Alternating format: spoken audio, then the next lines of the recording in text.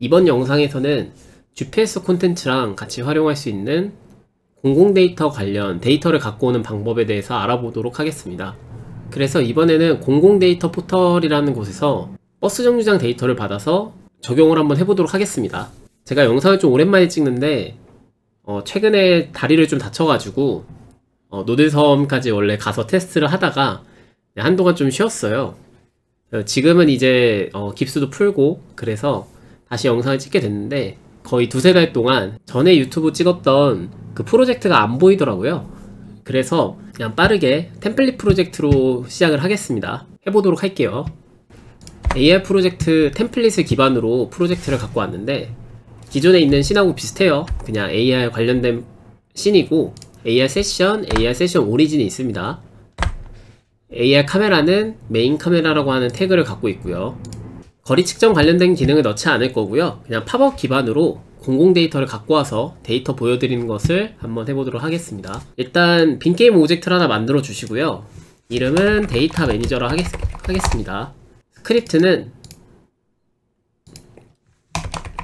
띄어쓰기를 하지 않고 데이터 매니저라고 만들겠습니다. 데이터를 갖고 오는 좀 기본 구조를 좀 보여드리도록 할게요.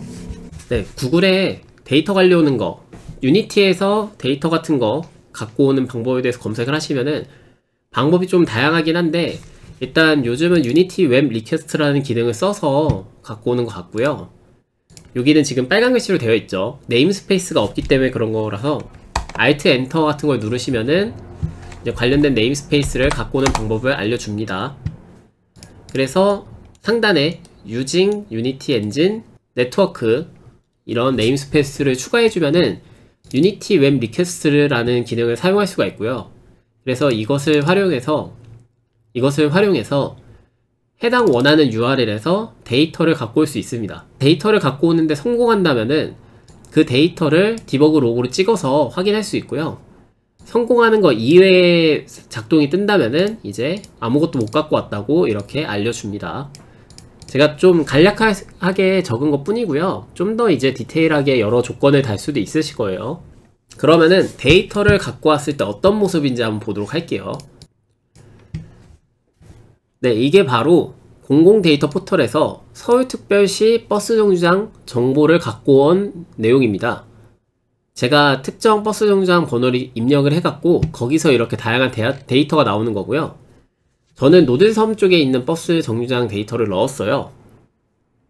버스 정류장 번호를 넣은 거죠. 그걸 넣었더니 이렇게 여러 내용들이 나옵니다. 보면은 이해가 될 것 같은 것도 있고 아닌 것 같은 것도 있는데 엄청나게 상세하게 적혀 있어요. 그 중에 여기 ARR MSG 1번 지금 도착 예정인 첫 번째 버스 뒤에 보면은 ARR MSG 2번 돼 있죠. 이거는 이제 첫 번째 말고 두 번째 도착 예정인 버스가 언제쯤 도착하는지 몇 번째쯤 있는지 이런 것들을 알 수가 있습니다. 위에도 똑같이 몇 분 후 도착 그리고 몇 번째 정류장 이런 식으로 떴을 건데 지금 곧 도착이라서 이렇게 바뀌어져 있는 것 같아요. 그리고 쭉 내려보면은 여기서 버스 번호도 알 수 있을 것 같아요. 이게 버스 번호 같긴 한데 이게 제가 보기에는 501번 버스일 수도 있고요. 내려보면은 버스 번호가 맞는 것 같아요. 6211번 다음에 500번 버스 이런 식으로 버스 번호가 나오는 것 같아요. 그래서 이 정보들을 필요한 것만 일부 빼내서 어떤 버스가 언제 도착하는지 그런 기능을 보여주는 팝업을 만들게요. 이런 팝업을 만들어 두면은 GPS를 활용해서 버스 정류장 근처에 갔을 때 이제 증강현실 오브젝트나 그런 게 켜지고 그리고 그거를 눌러보면은 해당 버스 정류장에 대한 정보를 갖고 오는 그런 콘텐츠를 만들 수 있겠죠. 그래서 일단 공공 데이터 포털을 들어가 보도록 하겠습니다. 구글에서 공공 데이터 포털을 검색해 주시고요.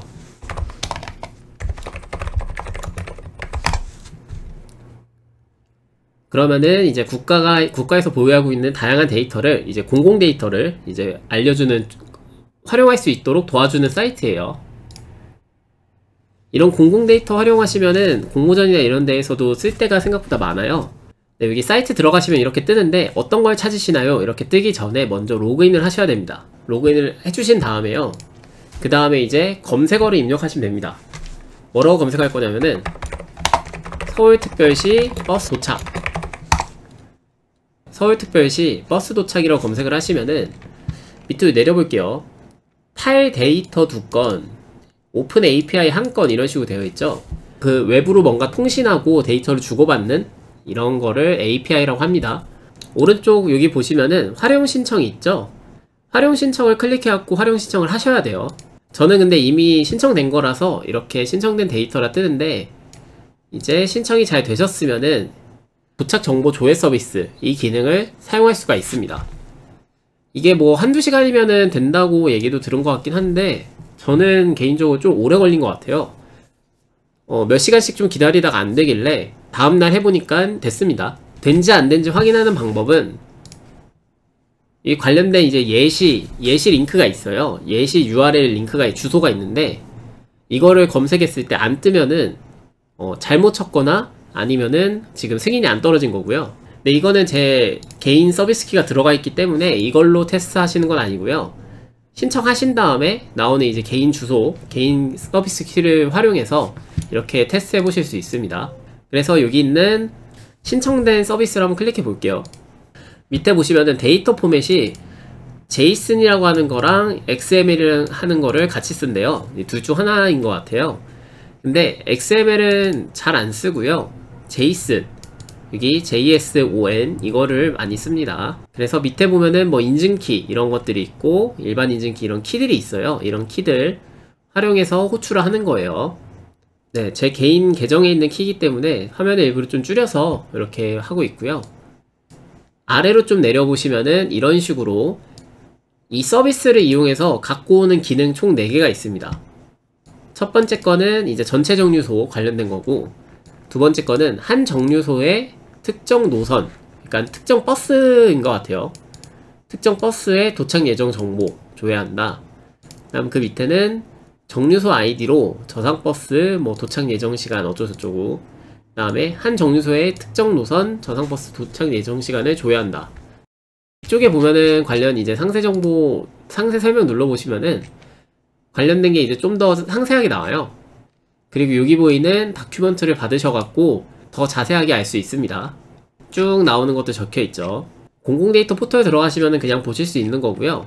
이 중에서 미리 보기를 이제 눌러보면 이렇게 창이 막 열리죠. 이런 식으로 열려요. 여기는 이제 원하는 데이터를 넣으면은 그 데이터 값이 나옵니다. 데이터 관련된 값이. 이거는 버스 라우트 아이디라고 되어 있으니까 이제 버스 번호를 넣는 것 같아요. 근데 단순히 이제 타시는 버스 뭐 1, 2, 3, 4, 5, 6 이런 걸 넣는 게 아니라 그 버스 관련된 번호 기반으로 이제 정리된 데이터 시트가 있어요. 뭐 100, 300 막 이런 숫자일 수도 있고요. 뭐 아니면은 뭐 BS 어쩌고저쩌고 이런 식일 수도 있고요. 이거는 검색하시면은 관련 자료가 나옵니다. 근데 지금은 저는 이거는 쓰지 않고 세 번째 거, 정류소 아이디로 저상버스 도착 예정 시간을 조회한다. 세 번째 거를 확인 눌러보시고 클릭을 해보면은 제가 뭐 검색했던 것 중 몇 개가 나오는데, 여기 보이는 이 숫자가 제 기억상으로는 노들섬 쪽에 있는 버스 정장에 있는 아이디예요. 이게 STID라 되어 있죠. STID가 이제 스테이션 아이디 이런 걸 거예요. 그래서 여기다 노들섬 관련된 데이터를 넣고 미리 보기를 누른다면은 이렇게 새로운 창이 켜지면서 아까 봤던 이 값들이 나옵니다. 그럼 여기서 오는 버스 750번 B 버스가 이제 7분 28초 후에 오네요. 세 번째 전 정류장에 있고요. 이런 것들을 활용해서 데이터를 갖고 올 수가 있어요. 근데 지금은 XML 파일이에요. XML 파일. XML 파일은 갖고 오는 게 좀 쉽지가 않아요. 그래가지고 JSON 파일로 바꿔야 되는데, 여기 위에 있는 이제 URL도 보이시죠? 제 개인 키도 들어있고 관련 정보, 공식 링크 이런 것도 있습니다. 그래서 뭐 WS 버스 go.kr 뭐 이런 식으로 뭐 적혀있고 어쩌고저쩌고 이런 식으로 막 적혀있는데, 이 안에는, 이 뒤쪽에는 기본적으로 사용하는 이제 제가 원하는 데이터, 뭐 get, row, 뭐 어쩌고 하는 이제 정보, 가져올 정보가 있고요. 인포메이션 관련된 정보가 있고요. 그 다음에 제 키, 이거를 아무나 사용할 수가 없어요. 아까 로그인도 해야 되고 활용 승인 요청도 해야 돼요. 그래서 그거를 요청까지 다 한 사람들한테는 키가 부여가 되는데, 그 키, 개인 키죠. 이런 키들은 관리할 때 조심하셔야 됩니다. 이거는 공공 데이터 포털이고 유료가 아니기 때문에 괜찮지만, 그래도 이제 뭐 유료 관련된 것들은 정말 조심하셔야 돼요. 이런 키는. 그 다음에 뒤에 뭐가 붙냐면은 저희가 입력한 정보는 뭐였냐면은 스테이션 아이디였어요. STID라고 하는 정류장에 대한 정보를 입력해서 입력을 하면 됩니다. 그래서 나온 게 지금 화면에 보이는 XML 타입의 데이터가 나온 거예요. XML 타입. 그럼 이걸 JSON으로 어떻게 바꾸냐면은, 현재는 이제 관련된 거 뭐 기본 URL에 자신의 키 STID라고 하는 입력한 값을 넣었죠. 정유소 아이디를. 근데 이 사이에 타입을 끼워 넣으면 됩니다. 어떤 타입으로 받고 싶다고. 그게 result 타입은 JSON이라고 하시면 됩니다. 이거를 추가시키면 돼요. 그럼 해당 링크를 넣기 전에 코드에서 이 URL을 좀 분리를 하도록 할게요. URL을 뭐라고 분리할 거냐면은 베이직 URL이라 하고요. 기본 URL, 이거는 일반적인 이제 www.bus.go.kr, 그 다음에 저희가 갖고 올 뭐 get 어쩌고 저쩌고 이런 정보, 어떤 거를 갖고 오고 싶은지 적는 앞에 붙는 기본 URL이고요. 그 다음에 붙는 게 뭐냐면은 키, 개인 키입니다. 개인 키. 이 개인 키도 붙여야 되고요. 그 다음에 붙어야 되는 게 원래는 STID를 붙였죠. 근데 이 사이에 어떤 걸 넣을 거냐면은 이제 타입을 넣을 겁니다. 타입은 따로 이렇게 변수 설정 안 해도 되고 그냥 끼워 맞추면 될 것 같아요. 그래서 밑에다가 이렇게 적을게요. 이 적은 것들을 조립을 해야겠죠. 조립을 어떻게 하냐면은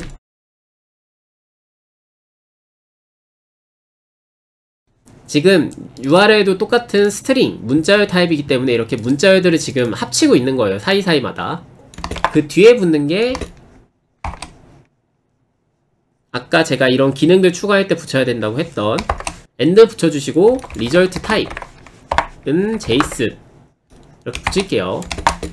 stid equal 플러스 stid 이렇게 붙여주면 됩니다. 그러면 이게 조합한 URL이 나올 거예요. 이것들을 조합한 URL이 여기 있는 URL이랑 거의 비슷하다 보시면 돼요. 근데 이거는 XML 관련된 URL이고요. 이거는 JSON 타입으로 뽑기 위한 URL입니다. 그럼 이 결합된 URL을 여기 적어놓았던 코드에 넣어가지고 실행을 시키면은 관련된 값이 나옵니다. 성공을 한다면은 데이터를 뽑을 거예요. 실패한다면은 이렇게 논으로 뜰 거고요. 이 상태로 저장을 하고요. 하이어라키로 와서 데이터 매니저에 해당 코드를 넣어 줄게요. 그럼 입력해야 되는 게 이렇게 여러 개가 있죠. URL은 입력하지 않아도 됩니다. 이건 합쳐져서 생성될 URL이고요. 밑에 있는 베이직, 그 다음 키, STID 관련된 거를 갖고 오면 됩니다. STID는 제가 입력했던 거, 요거를 그대로 갖고 오시면 되고요. 이게 정류장에 있는 아이디예요. 그러니까 이거를 갖고 와서 여기 있는 인스펙터에다가 이거를 복사해서 넣고요. 그 다음에 키는 제가 넣을게요. 베이직 URL은 뭐냐면은 뽑았던 값을 보면은 서비스 키라고 적힌 거 앞에까지 다 갖고 오면 됩니다. 서비스 키가 이제 개인 키고요. 앞에는 이제 STID 관련된 걸로 이제 어떤 정보를 얻고 싶다. 그래서 물음표 이렇게 붙였죠. 이 관련된 정보를 묻는 거니까 이렇게 물음표 붙였고요. 이거를 유니티에다가 갖고 와서 넣으면 됩니다. 그러면은 http 어쩌고저쩌고 이렇게 나오죠. 밑에는 제 개인 키를 찾아서 넣겠습니다. 네, 제 개인 키도 넣었고요. 이 키를 이제 실행을 하면은 이거를 조합해서 URL이 나오고요. 데이터가 나와야겠죠. 정상적으로 처리되었습니다 한 다음에 이런 값들이 쭈루룩 나오죠. 이런 내용들이. 근데 이게 보기 좀 힘드시죠? 어떤 식으로 봐야 되냐면은 이 나온 URL을 복사하신 다음에 갖고 가서 그냥 인터넷 치시면 그대로 나와요. 생성된 URL을 갖고 가서 이렇게 복사 붙여서 넣으면은 이렇게 나오는 게 제이슨 방식입니다. 이게 XML 방식으로 정리가 돼서 나온 거고요. 이게 제이슨 방식으로 나온 겁니다. 이게 훨씬 보기 좋죠? 그래서 제이슨이라는 데이터 타입을 엄청 많이 써요. 이런 타입을. 데이터가 나오는 것까지 확인하셨으면은 이제 이 데이터를 활용해서 앞에 팝업을 띄워야겠죠? 그래서 팝업을 한번 간단히 만들어 볼게요. 먼저 캔버스, UI 캔버스를 하나 만들고요. 이 캔버스는 스케일 위드 스크린 사이즈를 해갖고 휴대폰이니까 1080에 1920 해상도로 할게요. 그리고 여기다가 이제 무엇인가 글씨를 써줘야 돼요. 갖고 온 거를. 근데 버스가 일단 하나만 다니는 게 아니라 버스가 좀 여러 개가 다녀서 드롭다운이라는 걸 써보도록 하겠습니다. 드롭다운. 드롭다운 보시면은 이런 식으로 나와 있는데 한번 실행해보고 볼게요. 크기를 좀 키우고 볼게요. 어떻게 뜨냐면은 화살표를 눌렀을 때 이렇게 나오는 게 바로 드롭다운입니다. 그래서 이걸 펼쳤을 때 버스 관련된 이 정류장을 지나는 버스들이 쭈루룩 나오고요. 클릭하면은 그 아래쪽에 도착 예정인 정보를 보여줄 거예요. 그래서 드롭다운의 크기를 이렇게 좀 키우신 다음에 위쪽으로 배치를 할게요. 여기 보이는 거 툴바를 사용해서 이렇게 이동해 갖고 좀 상단에 올릴게요. 그 다음에 캔버스에다가 다시 텍스트를 추가할 건데 TMP를 쓰시려면은 이제 폰트 에셋을 만드셔야 돼요. 그래야지 한글이 나오기 때문에 지금은 그냥 레거시 텍스트를 쓸게요. 이 텍스트를 적당히 크기도 키우고 배치를 할게요.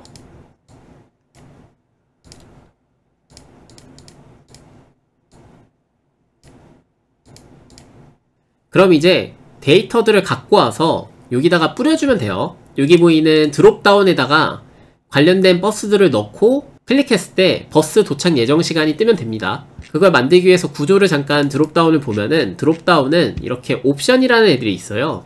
아까 봤던 옵션이 3개 있죠. 옵션 A, 옵션 B, 옵션 C. 그리고 밑에 있는 on value change.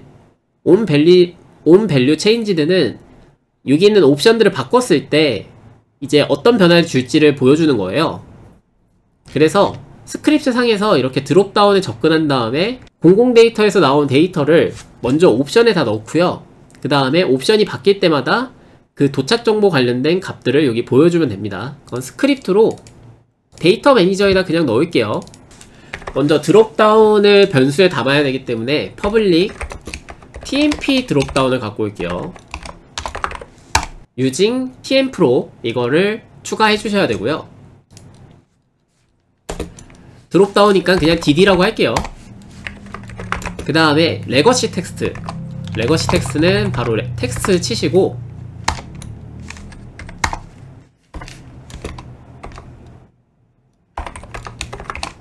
텍스트 UI를 할게요.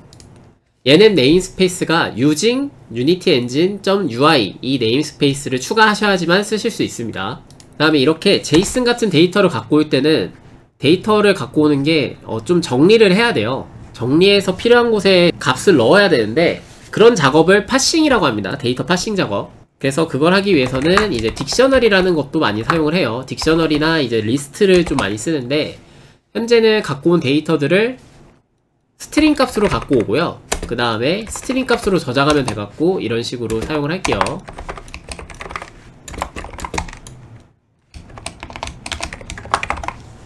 리스트로 갖고 오는 방법도 있습니다. 네, 그러면은 이제 이 데이터를 갖고 온 데이터가 바로 이거예요. 데이터가 바로 www.downloadhandler.txt 해갖고 나온 게 바로 이 데이터가 아까 봤던 콘솔 창에서 봤던 그 문자열들이고요. 그 문자열들을 이렇게 디버그 로그로 쳐서 확인을 해본 겁니다. 그럼 이제 데이터 파싱 작업을 할 건데 함수를 만들어서 적용을 할게요. 네, 함수 이름은 원하시는 대로 하시면 되겠죠. 그리고 여기서는 갖고 온 데이터 기반을 써야 되기 때문에 매개 변수로 그 데이터를 받아와야 될 것 같아요. 이렇게 함수를 만들었으면 이 안에서 이제 그 기능들이 만들어지겠죠. 그래서 이거를 여기 데이터가 성공했을 때 밑에서 사용을 합니다. set public data를 하고요. 매개 변수로 바로 만들었던 위에 있는 이 데이터를 넣어주시면 돼요. 이 데이터가 여기로 매개 변수를 타고 들어와서 이 함수에서 얘를 쓸 수 있게 돼요. 데이터를 여기다 이제 기능을 넣을 건데, 기능을 넣기 전에 앞서 기능 넣기 전에 데이터를 이렇게 파싱 작업을 하려면은, 데이터 파싱을 하려면은 갖고 온 데이터와 형식이 비슷해야지 그거를 자동으로 넣을 수가 있습니다. 제이슨 데이터를 갖고 왔는데 그 데이터를 자신이 원하는 데이터 변수에다가 자동적으로 파싱을 시키려면은 제이슨 유틸리티라고 하는 기능을 써야 돼요.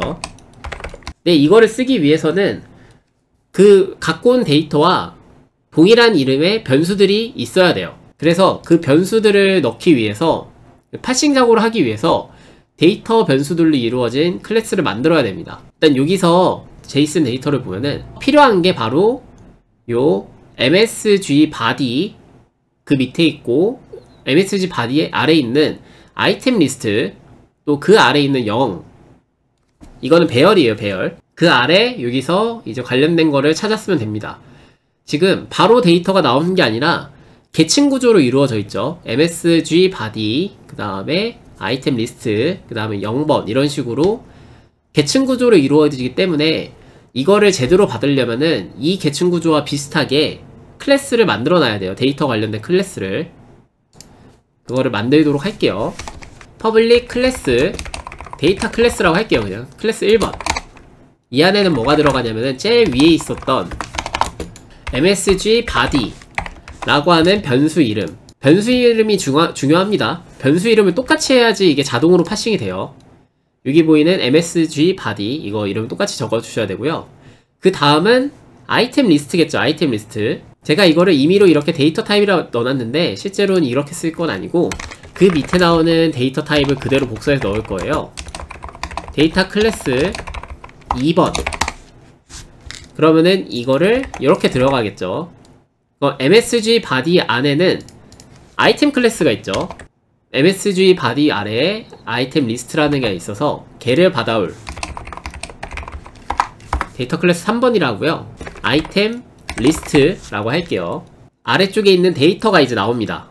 관련된 거 0번에서 데이터가 나오고 1번에서 또 다른 버스에 대한 데이터가 나오고 2번에서는 다른 버스에 대한 데이터가 나와요. 여러 버스에 대한 정보가 있기 때문에 그거를 배열에다가 담아야 됩니다. 그 다음 데이터를 만들어 볼게요. 데이터 클래스 3번. 이게 지금 계층 구조가 좀 복잡해서 그렇지 원래 이렇게 뭐 1단계, 2단계, 데이터 클래스 1, 1, 데이터 클래스 2 이런 식으로 3까지 들어갈 일은 많이 없다고 생각은 들고요. 지금 갖고 오는 데이터 자체가 이렇게 MSG body로 들어가고 아이템 리스트로 들어가고 그제서야 이제 버스 데이터가 뜨는 그런 방식으로 돼 있기 때문에 이런 식으로 데이터 클래스를 여러 개 만들고 있는 거예요. 변수 이름이 똑같아야 되기 때문에 이런 식으로 타고 들어갑니다.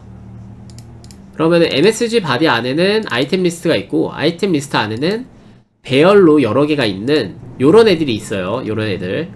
여기 중에 필요한 것들을 찾는 거예요.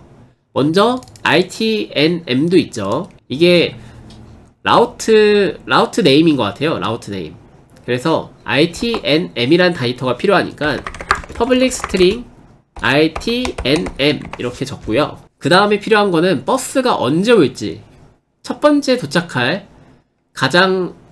도착할 버스가 언제 오는지 데이터를 갖고 오는 건데 그게 아까 봤던 그 종류에서 나왔었죠. ARR MSG 1번.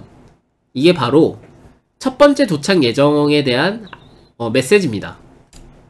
이거는 두 번째 도착할 예정의 메시지고요. 그래서 이것도 데이터로 갖고 올 거니까 public string ARR MSG 1번 이렇게 하면은 저희가 원하는 데이터 두 개를 갖고 와요. 버스 번호랑 이제 도착 예정 시간. 이렇게 데이터 클래스로 세분화를 해갖고 제이슨 데이터, 저희가 필요한 데이터를 이 계층 구조를 동일하게 만들어냈어요. 그러면은 이거를 이제 제이슨 유틸리티로 활용해서 자동 파싱을 하도록 하겠습니다. 네, 이렇게 갖고 오고요. 이 데이터를 가지고 드롭다운에다가 버스 종류를 넣어줘야 돼요. 버스 번호를. 버스 번호는 바로 RTNM입니다. 나온 버스 번호들을 이제 일괄적으로 넣기 위해서 리스트를 하나 만들 거예요. 리스트, 스트링 타입의 리스트를 만들고 RTNMS라고 할게요. 이 안에 이 번호들을 다 넣어야겠죠.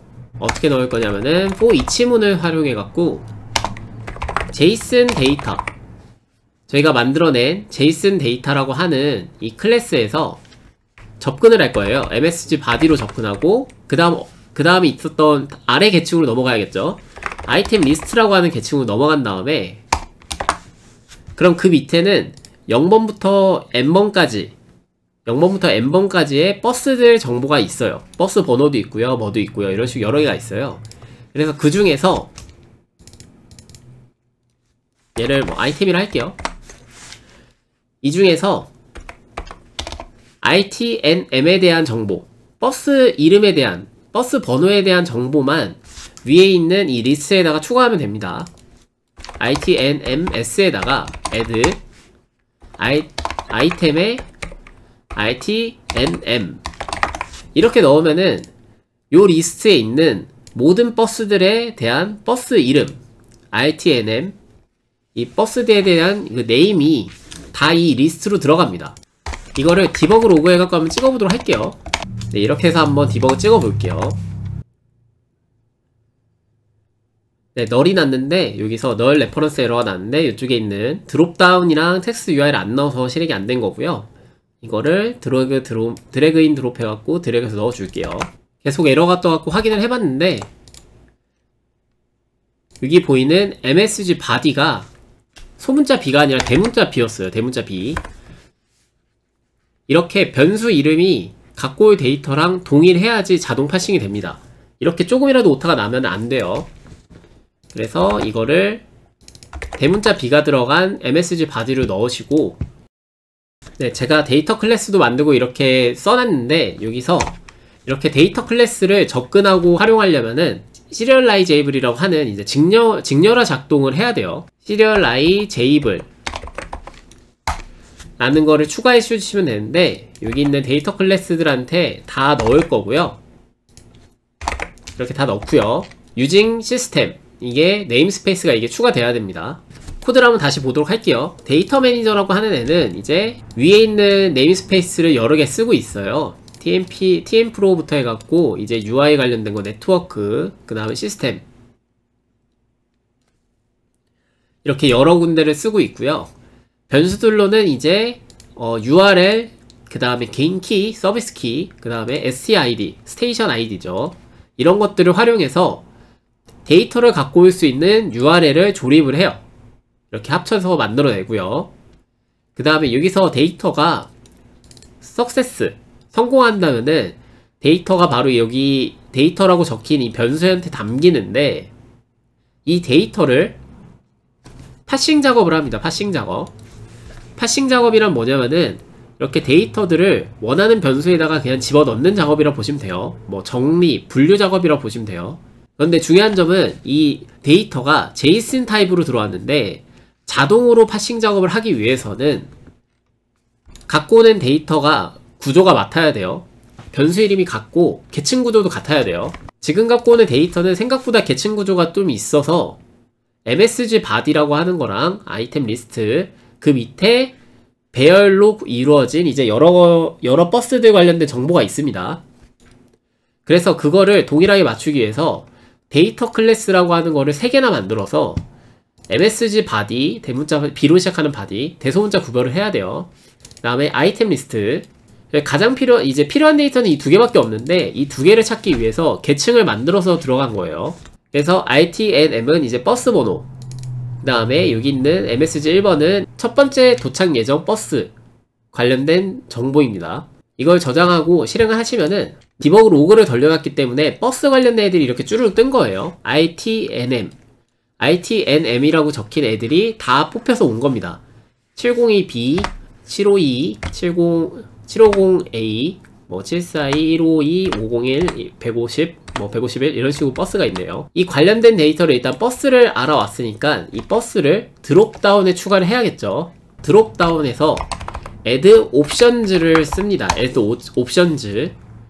드롭다운 밑에 이제 붙는 애들 하나씩 하나하나가 다 옵션이라 불러요. 옵션. 그래가지고 드롭다운에 이렇게 add 옵션을 하신 다음에 뭐를 넣냐면은 RTNMS를 넣습니다. 바로 저희가 위에서 만들었던 이 리스트 안에 버스 정보들이 다 들어가고 있죠. 그거를 그대로 이렇게 add 옵션이라고 하시면은 이게 들어갑니다. 그 안으로. 저장하고 다시 가볼게요. 네, 실행을 하고요. 이렇게 열어보면은 옵션 ABC, 이건 기본으로 있는 건데 이렇게 있고요. 밑에 내려보니까 버스 번호가 그대로 들어간 거 볼 수 있죠. 하지만 이 밑에 정보 이런 거는 안 바뀝니다. 일단 이거를 넣기 전에 좀 클리어를 해야 될 것 같아요. 클리어를 안 하니까 이제 버스가 관련된 정보가 좀 이렇게 남아있는데, 그러면은 클리어를 먼저 해야겠죠. dd. 클리어 옵션 이렇게 넣으면은 아까 봤던 옵션 ABC가 없을 거예요.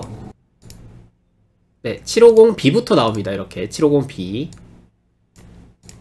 이제 마지막으로 이거를 클릭했을 때 관련 이제 언제 도착하는지 몇 번째 전 정류장에 있는지 알기 위해서 이제 이벤트를 넣어줘야 돼요. 이벤트는 바로 드롭다운한테 있는 이벤트인데 on value changed라고 하는 이벤트를 넣어야 됩니다. 근데 여기서 이렇게 직접 인스펙터 상으로 넣기에는 지금 어렵고요. 스크립트 상으로 직접 넣어야 되는데 그 방법을 다시 한번 보여드릴게요. 여기 이벤트를 넣기 위해서는 아까 위에 썼던 딕셔너리를 좀 활용할 건데 d_keyValue라고 하는 딕셔너리를 만들었어요. 얘는 스트링 값을 2개 받아요. 스트링 키 값, 스트링 밸류 값 이렇게 받는데 여기다가 이렇게 넣으면은 버스 번호를 넣었을 때 버스 도착 예정 시간이 뜨는 거예요. 그럼 이렇게 딕셔너리 값이 다 들어갔을 텐데 여기에다가 이제 이벤트를 넣어주면 됩니다. dd on value changed add listener UI 버튼에다가 원클릭 이벤트 넣는 거랑 비슷해요. 여기다가 어떻게 넣을 거냐면은 먼저 옵션, 어떤 옵션을 눌렀는지 알아야 돼요. 그 옵션의 이름을 알고 싶어서 여기다가 스트링 옵션 네임 이라고 할게요. 드롭다운에 있는 옵션 중에 어떤 값이냐면은 드롭다운 밸류, 이게 바로 현재 선택된 옵션이에요. 이거를 텍스트로 뽑으시면은 현재 선택한 옵션의 이름이 나옵니다. 이 텍스트 나온 값이 바로 저희가 딕셔너리에 넣었던 키값이에요. 키값. 딕셔너리는 키값을 넣으면은 밸류 값이 나옵니다. d_keyValue라고 하는 딕셔너리를 갖고 온 다음에 위에서 나온 옵션 네임이라고 한 값을 넣으면은, 이 값을 넣으면은 바로 버스 도착, 여기 넣은 버스 번호에 대한 도착 예정 시간이 뜨겠죠. 그거를 바로 텍스트 UI의 텍스트에다가 넣어주시면 됩니다. 이렇게 750B를 750A라고 해볼게요. 아, 네, 운행 종료네요. 지금 찍는 시간이 밤 11시 거의 12시 다 돼가고 있어서 운행 종료로 뜨고요. 742도 운행 종료, 152도, 501도, 곧 도착이네요. 이거는 지금 버스가 곧 있으면 도착하나봐요. 150번 종료. 쭉 내려보고 한 번씩 볼게요. 출발 대기. 이거 야간버스는 아직 출발 안 했고요. 네, 605번도 그렇고 6212는 이제 좀 있으면 버스가 오네요. 그래서 지금 공공 데이터에 있는 API에 접근해서 이렇게 데이터를 갖고 와 봤는데, 갖고 온 데이터가 하필 좀 계층 구조가 이제 좀 구분되어 있어 갖고 헷갈리셨을 것 같아요.